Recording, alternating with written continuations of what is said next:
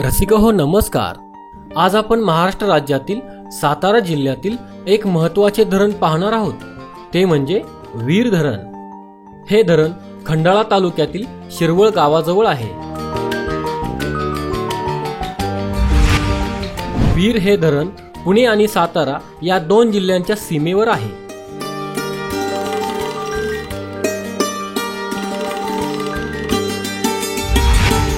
हे धरण खंडाळा शहरापासून 24 किलोमीटर अंतरावर आहे। वीर हे धरण सातारा शहरापासून 80 किलोमीटर अंतरावर आहे। वीर हे धरण नीरा या नदीवर बांधण्यात आलेले आहे।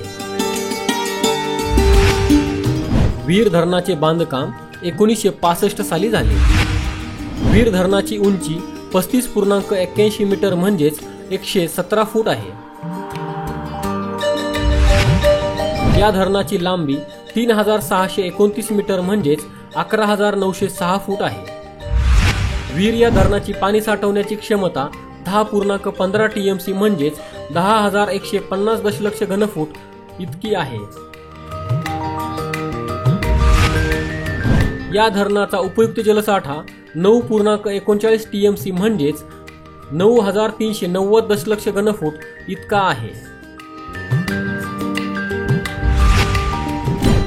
या धरणावर 9 मेगावॉट इतकी वीज निर्मिती केली जाते। वीर या धरणातून 2 कालवे जातात, नीरा डावा कालवा आणि नीरा उजवा कालवा। या 2 कालव्यांवरून पुणे आणि सातारा या 2 जिल्ह्यातील शेतीला पाणी पुरवठा केला जातो।